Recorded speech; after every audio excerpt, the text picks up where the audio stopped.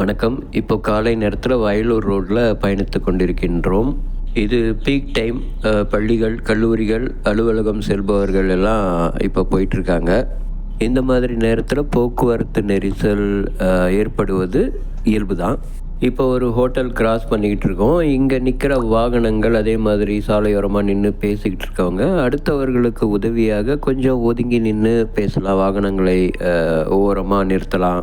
ஏன்னா இந்த மாதிரி விஷயங்களும் போக்குவரத்து நெரிசலை உருவாக்கலாம். இப்போ ஒரு கிராஸ் ரோடு வரும். அதாவது இடதுபுறமும் உள்ள ரெசிடென்ஷியல் ஏரியாவுக்கு போகுது, வலதுபுறமும் அதே மாதிரி தான். இப்போ இங்கே டிராஃபிக் நிற்குதுன்னா கண்டிப்பாக அங்கே ஏதோ பிளாக் ஆச்சு. இப்போ தான் கொஞ்சம் கொஞ்சமாக எதிர்ப்புறத்தில் வராங்க. அப்போ குறுக்கில் யாரோ போயிட்டு பிளாக் பண்ணிட்டாங்க. போக்குவரத்து நெரிசல் ஏற்படுவதற்கு காரணம் வேறு யாரும் இல்லை, நாம தான். சாலை விதிகள் மீறப்படும் பொழுது கண்டிப்பாக அந்த இடத்துல போக்குவரத்து நெரிசல் உருவாக நிறைய வாய்ப்புகள் இருக்குது. இப்போ நீங்களே கவனிச்சிருக்கலாம். இந்த டூ வீலரில் பயணிக்கிறவங்க அப்படியே இடதுபுறமாகவே வந்து முந்திக்கிட்டு சைட்லலாம் போய்கிட்டு குறுக்கு நெடுக்கும் போய்கிட்டு இருப்பாங்க. அதே மாதிரி இப்போ வலதுபுறத்தில் வர வாகனங்களில் சில ஆட்டோக்களை கவனிச்சிங்கன்னா, அந்த ஆட்டோக்களில் அப்படியே இடதுபுறமாகவே அப்படியே முந்திக்கிட்டு போய்கிட்டே இருப்பாங்க. இந்த மாதிரி விஷயங்களும் நமக்கு போக்குவரத்தில் தொல்லைகள் தான். அந்த ஹோட்டல்லேருந்து ஒரு 200 மீட்டர் தொலைவுக்கு போக்குவரத்து நெரிசல் ஏற்பட்டிருக்கு. ஏன்னா இங்கே அந்த குறுக்கு சாலைகள் இருக்குது. அங்கேருந்து வரவங்க குறுக்கில் பிளாக் பண்ணிடுவாங்க. நாம் சாலையில் வாகனங்களில் பயணிக்கும் பொழுது இடதுபுறமாக தான் போகணும். அதே மாதிரி அடுத்த வாகனங்களை முந்தும் பொழுது வலதுபுறமாக இடம் இருந்தால் மட்டும் முந்தணும். இப்போ இங்கே ஏற்பட்ட இந்த போக்குவரத்து நெரிசலுக்கு காரணம் இடதுபுறமாகவே முந்திக்கிட்டு போய் குறுக்கில் உள்ளே வருவாங்க. அதே மாதிரி வலதுபுறமாக இடம் இல்லாத போது முந்தி எதிர்ப்புறம் வர வாகனங்களுக்கு வழி இல்லாமல் போயிட்டு நிற்பாங்க. காவல்துறையே எல்லாத்தையும் கண்காணிச்சிக்கிட்டு இருக்க முடியாது. நமக்கும் ஒரு ரெஸ்பான்சிபிலிட்டி வேணும். எல்லாமே சாலை விதிகளை மதிக்கும் பொழுது கண்டிப்பாக அங்கே போக்குவரத்து நெரிசல் ஏற்பட வாய்ப்பு இல்லை. இப்போ ஒரு ஆட்டோ வலதுபுறமாக வேகமாக முந்துறாரு. இடம் இருக்குது, பரவாயில்ல. ஆனால் அங்கே பார்த்தீங்கன்னா முன்னாடி ஒரு பேரிகேட் வருது. அங்கே போய் ஒரு ஆட்டோ வேகமாக முந்திக்கிட்டு போயிட்டு வலதுபுறத்துக்கு இடம் விடாமல் போயிட்டு உடனே பார்த்தீங்கன்னா இடதுபுறமாக ஒதுக்கி அவர் பாட்டு நிற்கிறாரு. அதுக்கு எதுக்காக இவ்வளோ வேகமாக வந்தார்னு தெரியல. வலதுபுறம் இடம் ரொம்ப கம்மியாக இருக்கும் பொழுது முந்தாமல் இருப்பது நல்லது. இது விபத்துகளையும் ஏற்படுத்தும், அதே மாதிரி போக்குவரத்து நெரிசலையும் உருவாக்கும். இந்த இடத்துல குறுக்கு சந்திலேருந்து டூ வீலர் வேகமாக உள்ளே வருவாங்க. இப்போ அதே மாதிரி ஒருத்தவர் இடதுபுறமாக போகிறாரு. எதிர்க்க வலதுபுறமாக ஒரு டூ வீலர் வருது. அவர் வலதுபுறமாக வருவார்னு நினச்சிக்கிட்டு இவர் இடதுபுறமாக போகிறாரு. ஆனால் அவர் வலதில் வராரு. ஏதோ ஒரு அண்டர்ஸ்டாண்டிங், குருட்டு அதிர்ஷ்டத்தில் 2 பேரும் ஒழுங்காக போயிடுறாங்க. இதை விட மிகச் சுலபம் இடதுபுறமாக சாலையில் செல்லணுங்கிற அந்த பொது விதியை நாம் ஃபாலோ பண்ணாலே நமக்கும் நல்லது, அடுத்தவர்களுக்கும் நல்லது. இந்த சாலையில் பள்ளிகள் நிறையா இருக்குது, ஒரு கல்லூரி இருக்குது. ஸோ அந்த பள்ளிகள், கல்லூரி வாகனங்கள்லாம் போகும்பொழுது நானும் நிறையா டைம் நோட் பண்ணியிருக்கேன். அவங்க ரொம்ப ரேஷ் ட்ரைவ் பண்ணுவாங்க. சீக்கிரம் அந்த டைமுக்கு போகணுங்கிறதுக்காக ரொம்ப ரேஷ் ட்ரைவ் பண்ணி எதிர்க்க இடம் கொடுக்காமலாம் வருவாங்க. குறுக்கு சாலைகள்லேருந்து மெயின் ரோடுக்கு என்ட்ரு ஆகிறவங்க கொஞ்சம் வெயிட் பண்ணி தான் வரணும் ரூல் படி. ஏன்னா வாகனங்கள் மெயின் ரோடில் போயிட்டு இருக்கும்பொழுது நம்ம குறுக்கில் டக்குன்னு வரக்கூடாது. இங்கே ஒருத்தர் வந்தார், சரி கொஞ்சம் இடம் ஃப்ரீயாக இருக்கே, அப்புறம் அவர் நின்னா டிராஃபிக் ஆகும்னு சொல்லி அவர் அலோவ் பண்ணியாச்சு. முன்னாடி அவர் போயிட்டுருக்காரு. எனக்கு முன்னாடி ஒரு டூ வீலர் போயிட்டுருக்கு. குழந்தைங்கள பள்ளியில் விடுறதுக்காக போயிட்டுருக்காரு போல். ஆனால் ரொம்ப நேரமாக அவர் நடு ரோட்லேயே தான் போயிட்டுருக்காரு. அவர் போகிறத பார்க்கும் பொழுது எனக்கு என்ன தோணுச்சுன்னா, அவர் எங்கேயோ வளைய போகிறாரு பக்கத்தில்.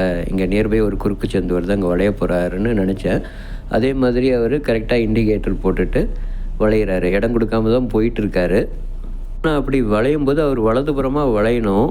இருந்தாலும் இடதுபுறமாக செல்லணுங்கிற அந்த விதியை ஃபாலோ பண்ணாமல் வலதுபுறமாக போயிட்டு எதிர்க்க வரவருக்கு கொஞ்சம் தொல்லையாக ஏற்படுது.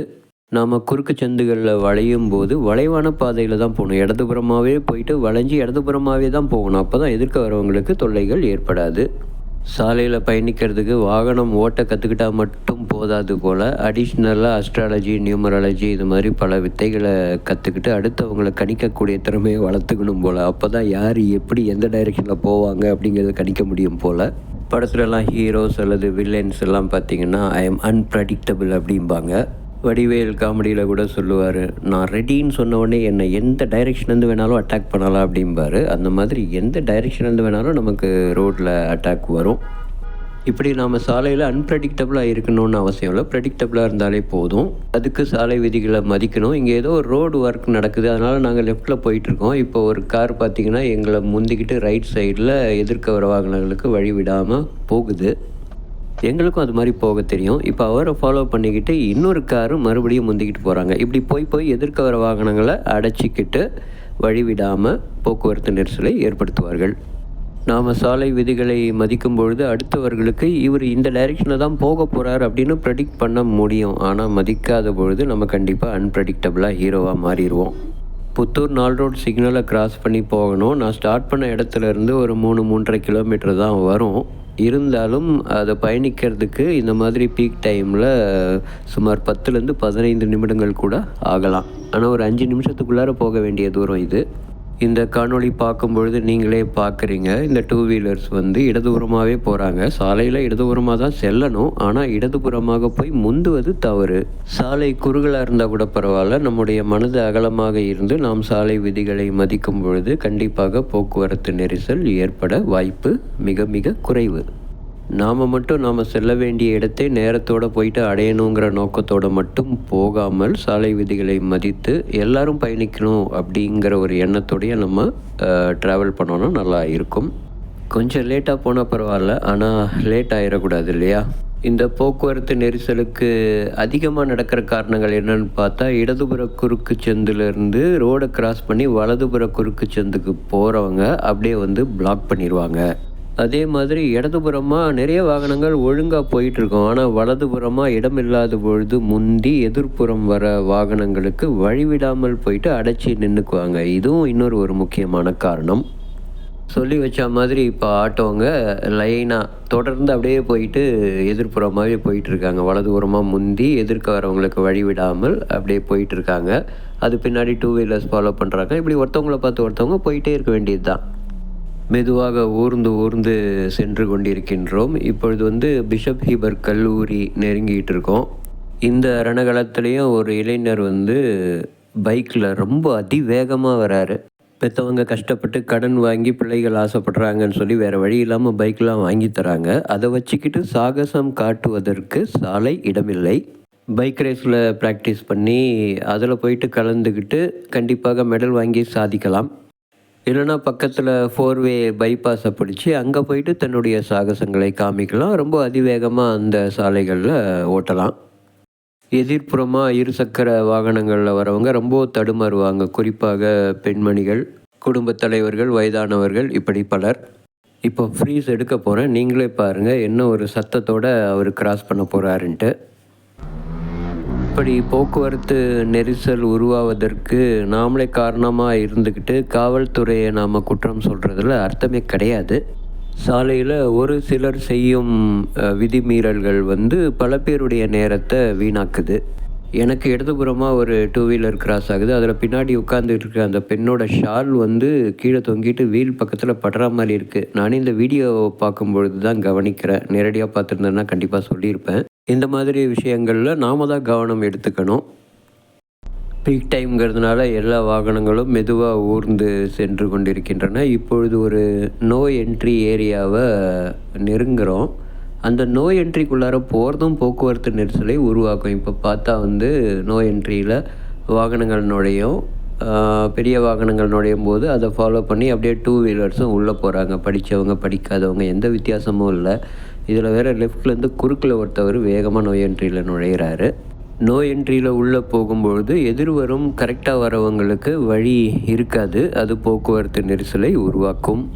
அந்த இடத்துல போலீஸ் ஒருத்தவர் நின்னால் மட்டும்தான் உள்ளே போகாமல் இருப்பாங்க. அதுக்கு பதில் அந்த நோ என்ட்ரிங்கிறத பார்த்துட்டு உள்ளே நுழையாமல் இருக்கலாம். அது அனைவருக்கும் நலம்.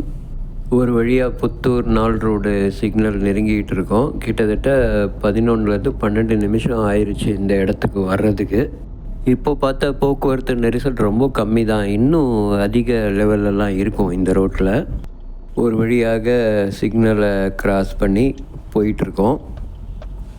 போக்குவரத்து நெரிசல் ஏற்படுவதற்கு இன்னொரு காரணமும் இருக்குது. இப்போ இந்த 4 வே மாதிரி ரோடுக்கு நடுவில் ஸ்ப்ளிட் பண்ணி இருக்கிற ஏரியாக்களில் ஒரு பக்கத்தில் 2 லேனில் வாகனங்கள் போவாங்க. அதில் ஒரு லேனில் சில வாகனங்கள் இடம் இருந்தாலும் ரொம்ப மெதுவாக போயிட்டுருப்பாங்க. மெதுவாக போகிறதுக்கு காரணம் வாகனத்தில் கோளாறு இருந்தால் பரவாயில்ல. இப்போ வாகனம் பழகுபவர்கள் அந்த எல்போர்ட் போடுறதுல ஒரு பெரிய கௌரவம். அந்த எல்போர்ட் போட்டால் கூட பின்னாடி வரவங்க கொஞ்சம் கேர்ஃபுல்லாக போவாங்க. கண்டிப்பாக இடம் இருக்கும் பொழுது அநியாயத்துக்கு மெதுவாக செல்லணும்னு அவசியம் இல்லை. கொஞ்சம் அடுத்தவர்களுடைய நேரத்தை யோசித்து கொஞ்சம் வேகமாக போகலாம். அப்படி இல்லையா, ஸ்லோ மூவிங் வெஹிக்கிள்ஸ் போகக்கூடிய இடம் இடதுபுறம்னு ரூல் சொல்லுது. அதுபடி இடதுபுறமாக ஒதுங்கி மெதுவாக வரலாம். ஏன்னா வலதுபுறம் தான் முந்துவார்கள். அந்த மாதிரி யோசித்து போகலாம். இப்போ போயிட்டுருக்கிற இந்த சாலையில் நேராக போகக்கூடாது, நோ என்ட்ரி. அதே மாதிரி இந்த இடத்துல யூடர்ன் எடுக்கிறது தவிர்க்கப்பட வேண்டும். ஏன்னா ரொம்ப குறுகலாக இருக்கும். இந்த இடத்துல காரு, வேனு இதெல்லாம் யூடர்ன் எடுக்கும் பொழுது போக்குவரத்து நெரிசல் உருவாகும். அங்கே யூடர்ன் எடுக்காமல் இது போன்று இடதுபுறமாக சுற்றிக்கிட்டு தான் வரணும். ஸோ அது மாதிரி எங்கெல்லாம் யூடர்ன் எடுக்கக்கூடாது அப்படின்னு போட்டிருக்கோ அதை நாம் மதித்து அங்கே யூடர்ன் எடுக்காத பொழுது போக்குவரத்து நெரிசல் தவிர்க்கப்படும்.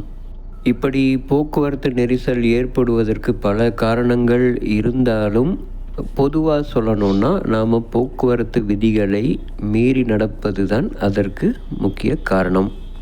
இப்படி சாலை விதிகளை நாம் மதிக்காமல் போகும்பொழுது போக்குவரத்து நெரிசல் ஏற்படுது. அது மட்டும் இல்லாமல் விபத்துகள் ஏற்படுது. அடுத்தவர்களுடைய பொன்னான நேரம் வீணாகுது. கொஞ்சம் பொறுத்து ஒருவர் பின் ஒருவராக வாகனங்களை பயணித்து சாலை விதிகளை மதித்து போகும் பொழுது அனைவரும் குறித்த நேரத்தில் அவரவர் இடத்தை கண்டிப்பாக அடைய முடியும். நாம் சீக்கிரம் போகணுன்னு சொல்லிட்டு அடுத்தவங்களை முந்திக்கிட்டு குறுக்கில் போயிட்டு டிராஃபிக்கை க்ரியேட் பண்ணுறதுக்கு பதில் நாம் சாலை விதிகளை மதித்து போனால் நம்ம சீக்கிரம் நம்முடைய இடத்தை அடைய முடியும். சாலை விதிகளை மதிப்போம், இனிமையாக வாழ்வோம். நன்றி, வணக்கம்.